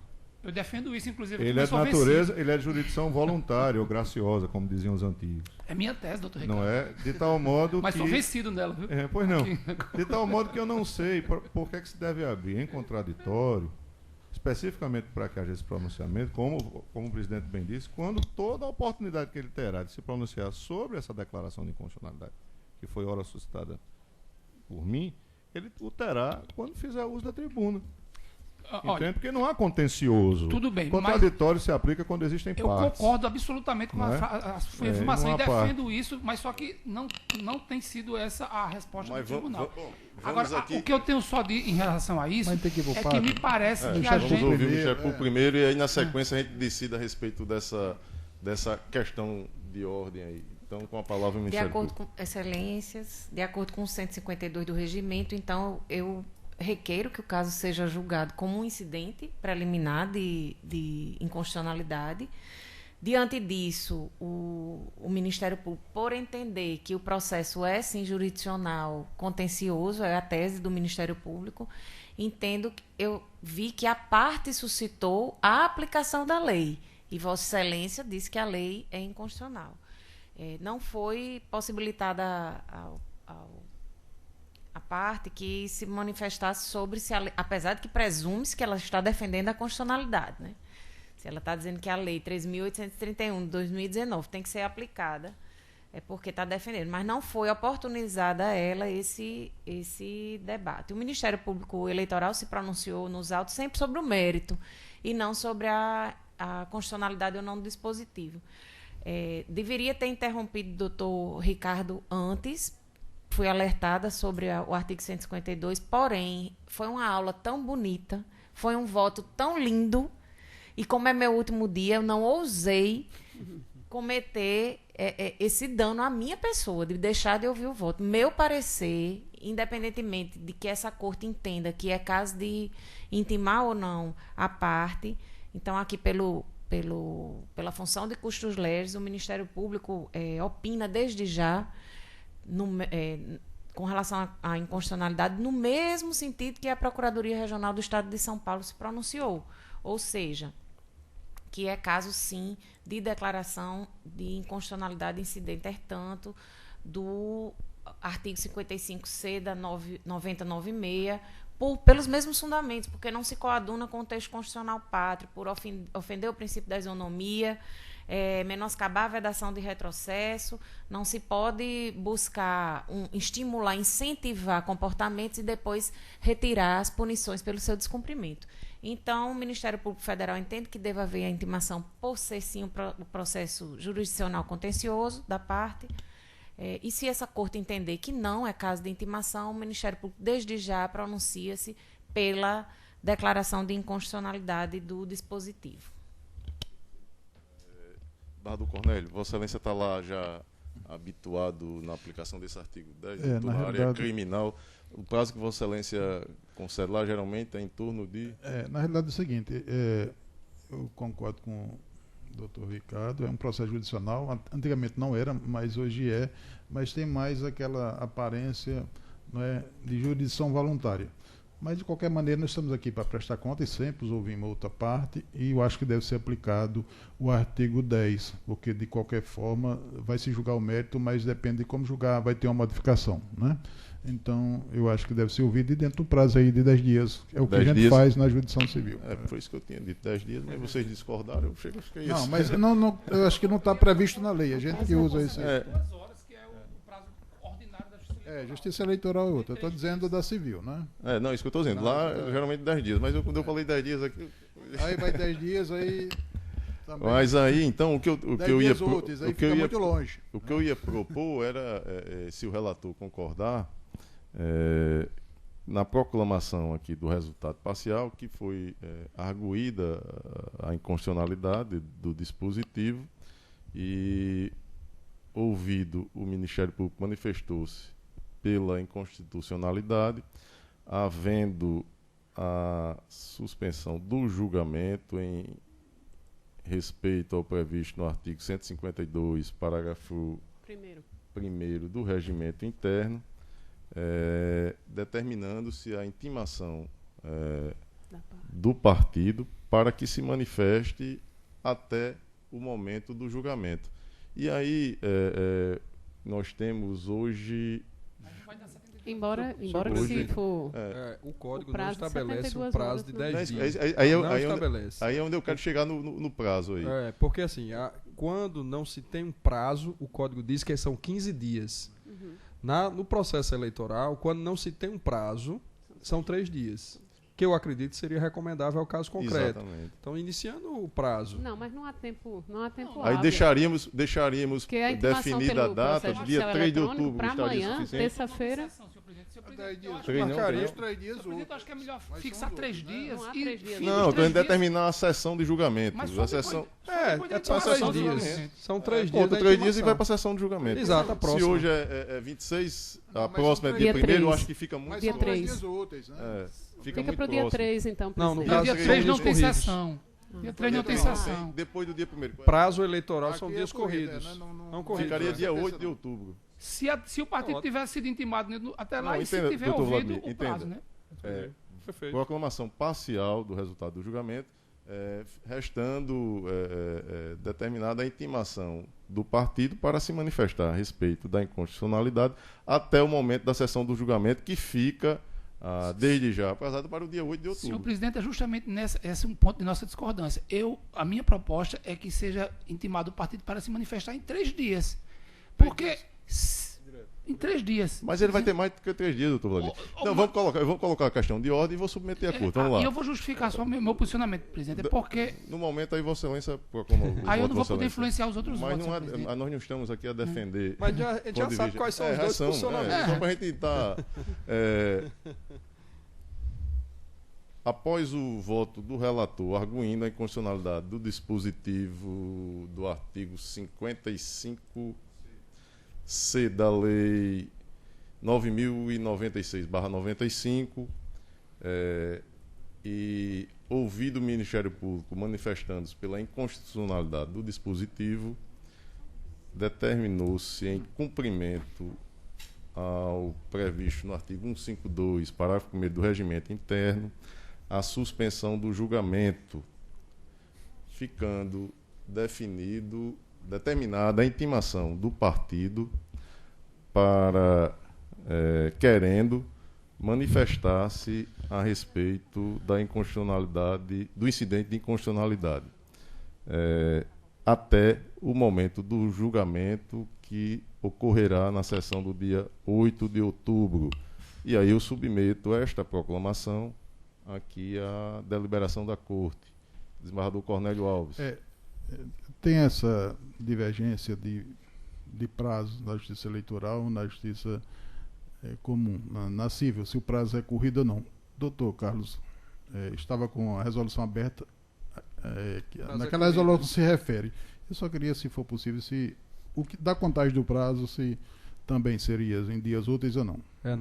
A resolução do Ela TSE diz que o prazo é corrido, né? Corrido, né? Corrido, Vossa Excelência abriu uma resolução que diz que tal. Os prazos processuais, diz aqui no parágrafo 1º do artigo 7º, os prazos processuais serão computados na forma da Lei Complementar 64, Sim, certo, né? Não se suspendendo nos fins de semana e feriados. Ou seja, Vossa Excelência abriu aí uma resolução, não sei qual a resolução... que diz que quais artigos se aplicam. Exatamente. Então, que é o 23.000... Um dos prazos, então, continua da forma como se prevê no Código Eleitoral, na lei, que seriam corridos. Então, os 3 dias corridos, então, por mim. Não, perfeito. Não, e aí contempla, o dia 8 contempla tanto corrido como úteis. Como úteis ou O resultado prático vai ser o mesmo. Mas, assim, como eu prefiro ter o rigor da legislação eleitoral. Estabelecer os 3 dias, a intimação vai ocorrer em algum momento, e provavelmente a primeira pauta que vai se abrir vai ser do dia 8. Exatamente. Na verdade, vai acontecer. Agora, eu discordo da proposição, doutor Vladimir Capistrano, no tocante à necessidade de intimar outros partidos políticos, porque essa eventual manifestação ela é facultativa do relator. Eu não estou propondo, na verdade, não propus, eu propus que, sim, inclusive, outros partidos podem se manifestar e o relator pode acatar. Isso é uma faculdade do relator. A intimação é só para o prestador. Certo. Tá bom. Doutor Geraldo. Eu acompanho a proposição de Vossa Excelência, tendo em vista que o prazo vai ser bem mais flexível, evidentemente, além do que dos 3 dias fixados. Doutor Ricardo Tinoco. Acompanho integralmente a proposição de Vossa Excelência, inclusive porque ela beneficia mais ainda o interesse do eventual impugnante. Doutor Vladimir Capistrano. Eu voto nesse sentido de fixar os 3 dias de intimação. Doutora Adriana. Eu acompanho integralmente Vossa Excelência. Então, proclamado o resultado, nos termos propostos pela presidência, com a ressalva do juiz eleitoral Vladimir Capistrano, que fixava o prazo de 3 dias úteis, de 3 dias para intimação do partido, inclusive permitindo já o julgamento na sessão seguinte, que seria dia 1º. Daria. Hoje é 26. Os 3 corridos dá. 3 corridos dá, dia 1º de outubro. Amanhã já não dá tempo. Porque amanhã é sexta. Sábado, domingo, segunda. Não se inicia sábado e domingo. Só se iniciaria na segunda, né? Aí não dá. Então, proclamado o resultado. Não, foi mais benéfico ainda o partido. Proclamado o resultado, retornemos aqui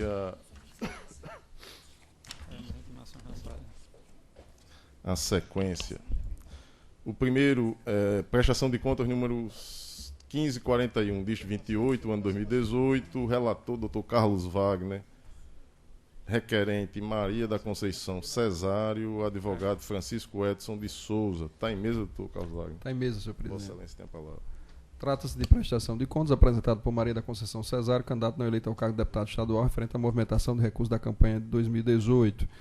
Em parecer conclusivo, a Comissão de Análise de Contas Eleitorais opinou pela desaprovação das contas, identificando 4 irregularidades. A primeira delas seria a ausência de extratos da conta bancária do Fundo Especial de Financiamento de Campanha, que contempla todo o período de campanha. A segunda irregularidade, recebimento direto de recurso oriundo do fundo partidário doado por partido político equivocadamente classificado no SPCE como outros recursos, gerando divergência entre os dados registrados no ajuste contábil e aqueles verificados nos extratos bancários. Terceira irregularidade, doações diretas recebidas de outro candidato, mas não registrada pelo prestador de contas na escrituração contábil. E a quarta, omissão de despesa detectada em procedimento de circularização, revelando indício de movimentação financeira que não transitou pela conta bancária de campanha. A Procuradoria Regional Eleitoral, em consonância com essa análise técnica, manifestou-se pela desaprovação das contas. É o breve relatório, senhor presidente. Em discussão, aprovado o relatório, como vota Vossa Excelência?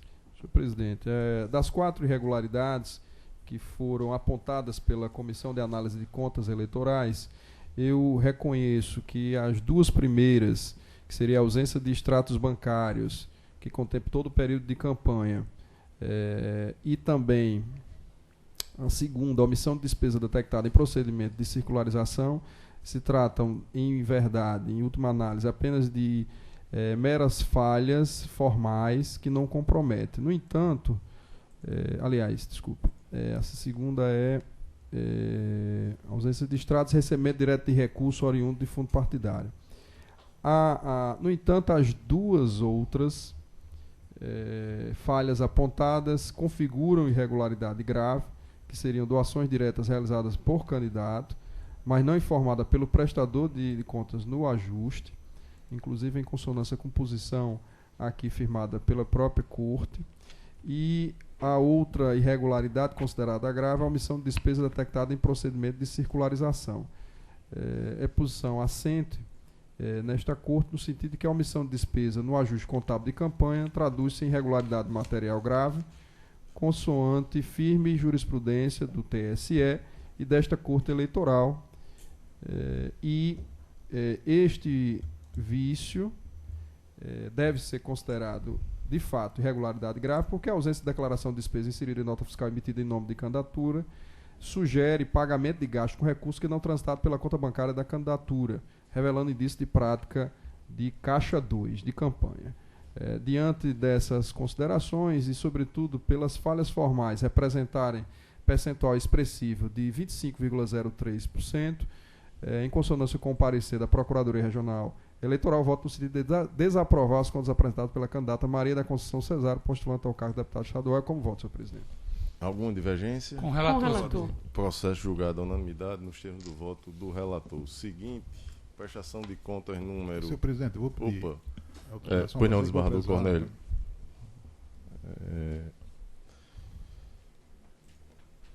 Prestação de contas número 1279, diz 78, ano 2000. 2018, relator Dr. Carlos Wagner, requerente José Antônio Lucas Neves, advogado Dr. Álvaro Lima Verde dos Santos. Está em mesa? Está em mesa, senhor Vossa presidente. Excelência tem a palavra. Traz de prestação de contas apresentado por José Antônio Lucas Neves, candidato não eleito ao cargo de deputado estadual, referente às eleições de 2018. Em parecer conclusivo, a Comissão de Análise de Contas Eleitorais opinou pela desaprovação das contas após ter constatado a existência de 2 irregularidades: ausência de registro na escrituração contábil do valor correspondente à cessão de automóveis realizada pelo candidato em favor de sua candidatura e a omissão de recibos relativos a doações estimáveis recebidas de outro prestador de contas. A Procuradoria Regional Eleitoral, em consonância com essa análise técnica, também opinou pela desaprovação das contas. É o breve relatório, senhor presidente. Em discussão, aprovado o relatório. Como vota, Vossa Excelência? Das 2 falhas apontadas pela comissão, eu considero que houve a primeira delas, que consiste na ausência de registro na escrituração do valor correspondente à cessão de automóveis, que não compromete um juízo de reprovação das contas, malgrado ter sido oportunizado ao prestador de contas, este não supriu a falha referenciada, limitando-se a apresentar o comprovante de propriedade sem registrar por meio do retificador o valor da doação realizada. Evidencia, na verdade, uma desatenção e, embora não represente gravidade suficiente ao juízo de reprovação, deve ser valorada em conjunto com a outra irregularidade, essa sim, inegavelmente, que resulta em uma desaprovação, um juízo de reprovação, que a omissão na apresentação de recibos, como ocorreu no caso concreto, constitui irregularidade grave, apta a ensejar isoladamente a reprovação das contas, ante o descumprimento da obrigação constante na resolução 23.553 em prejuízo à transparência e confiabilidade. E, sobretudo, porque esta falha representou o equivalente a 26,47% das receitas arrecadadas em favor da candidatura. Por essa circunstância, em consonância com o parecer da Procuradoria Regional Eleitoral, voto no sentido de desaprovar as contas apresentadas pelo candidato José Antônio Lucas Neves, postulante ao cargo de deputado estadual. Como voto, senhor presidente? Alguma divergência? Com o relator. Processo julgado à unanimidade nos termos do voto do relator. Seguinte, prestação de contas número 1168, dígito 94, ano 2018, relator Dr. Geraldo Mota, requerente Maria do Livramento da Silva, o advogado Dr. Kennedy Diógenes. Está em mesa, doutor Geraldo? Tá, senhor presidente, mas eu gostaria de propor a retirada de pauta desse processo, porque na data de ontem a candidata fez juntada de documentos novos e, seguindo a linha do eminente relator Dr. José Dantas em processos anteriores, ele retira de pauta para fazer análise de documentos novos. Então, eu sigo o mesmo posicionamento e proponho a retirada de pauta. Todos de acordo? De acordo. Processo retirado de pauta. Na sequência, prestação de contas número 1299, dígito 69, ano 2018, relator Dr. Ricardo Tinoco, requerente Luziane Flauzino da Silva, advogado Dr. Marcos Alexandre. Está em mesa? Em mesa, senhor presidente. Vossa Excelência. A prestação de contas de Luziane Flauzino da Silva, referente à campanha para o cargo de deputado estadual nas eleições de 2018, a comissão emitiu relatório preliminar de expedição de diligência, solicitando a intimação da candidata para complementar as informações. A candidata apresentou prestação de contas retificadora. Posteriormente, a comissão de análise emitiu parecer conclusivo, opinando pela aprovação, assim como a Procuradoria Regional Eleitoral. É o relatório. Em discussão, aprovado o relatório. Como vota, Vossa Excelência? Aqui, senhor presidente, é caso repetido, eu estou concluindo pela aprovação, na esteira do parecer proveniente da comissão e na conformidade também do opinamento ministerial, estando as razões aí já estampadas no voto disponibilizado a Vossa Excelência. Perfeito. Alguma divergência? Com o relator. Senhor presidente. Processo julgado à unanimidade nos termos do voto do relator. Na sequência, prestação de contas número 1146, dígito 36, o ano 2018, relator Dr. Ricardo Tinoco, requerente Carlos Gomes de Medeiros Neto, o advogado Dr. Caio Vitor. Está em mesa, doutor? Em mesa, senhor presidente. Vossa Excelência tem a palavra. Também, prestação de contas de Carlos Gomes de Medeiros Neto, referente à campanha para o deputado estadual nas eleições de 2018, a comissão emitiu relatório preliminar de expedição de diligência, solicitando intimação do candidato. O candidato apresentou esclarecimentos. A comissão emitiu parecer conclusivo, opinando pela aprovação com ressalvas, em razão de irregularidade relativa à ausência de apresentação de prestação de contas retificadora, a fim de corrigir informações referentes a doações no sistema SPCE. A Procuradoria Eleitoral manifestou-se pela aprovação com ressalvas e ao relatório. Em discussão, aprovado o relatório, como vota Vossa Excelência? Nas contas em exame, a comissão apontou como única irregularidade a ausência de apresentação de prestação de contas retificadora, a fim de corrigir no sistema SPCE informações referentes às doações recebidas pelo candidato. No caso, apesar do candidato não ter retificado as contas pelo sistema SPCE, os documentos utilizados para sanar a mencionada falha foram apresentados no PJE, não causando qualquer prejuízo à análise de regularidade da presente prestação. Aqui eu cito jurisprudência desta Corte, da relatoria do juiz Francisco Glauber, do Dr. Vladimir Soares Capistrano, e concluo: ante exposto, em consonância com os pareceres da Procuradoria Regional Eleitoral e da Comissão de Análise de Contas Eleitorais, voto pela aprovação com ressalvas das contas de Carlos Gomes de Medeiros Neto como voto. Perfeito. Todos de acordo? De acordo Com o relator. senhor presidente. Processo julgado à unanimidade nos termos do voto do relator. Seguinte, prestação de contas número 1327, dígito 37, ano 2018. Relatora doutora Adriana Magalhães. Requerente Elisângela Maria de Oliveira. Advogada doutora Luci Lima de Araújo. Está em mesa, doutora? Está em mesa, senhor Vossa Excelência, presidente. tem a palavra. Trata-se de prestação de contas de Elisângela Maria de Oliveira, candidata não eleita ao cargo de deputada estadual nas eleições gerais de 2018. Publicado o edital, houve transcurso do prazo sem impugnações. Após análise da documentação apresentada em sede de diligências, a Comissão de Análise de Contas Eleitorais se manifestou pela aprovação com ressalvas das contas, em virtude apenas de falha na especificação de despesas acessórias a contrato de locação de veículo. Instadas pronunciado, outra Procuradoria Regional Eleitoral, corroborando o entendimento da unidade técnica pelos mesmos fundamentos, opinou pela aprovação com ressalvas das contas. É o relatório, senhor presidente. Em discussão, aprovado o relatório, como vota Vossa Excelência? O voto já está posto para Vossas Excelências, e naquilo que importa, eu digo que, apesar da inobservância do dever legal de especificação das despesas, tal falha ostenta caráter de impropriedade de natureza meramente formal, mormente porque, após os esclarecimentos prestados pela defesa e aferidos pela unidade técnica, não houve extrapolação em concreto do limite prudencial de 20% do total de gasto de campanha para despesas com aluguel de veículos. Da mesma forma, consoante se infere da análise técnica empreendida nas contas em apreço, inexistiu prejuízo efetivo à atividade fiscalizatória dessa justiça especializada. Então, sendo assim, senhor presidente, em consonância com o parecer do órgão técnico e também em harmonia com o entendimento ministerial, eu estou encaminhando meu voto pela aprovação com ressalvas das contas de campanha apresentadas por Elisângela Maria de Oliveira. Como voto? Alguma divergência? Com relator. Processo julgado à unanimidade nos termos do voto da relatora. Seguinte, prestação de contas número 1520, dígito 52, o ano 2018.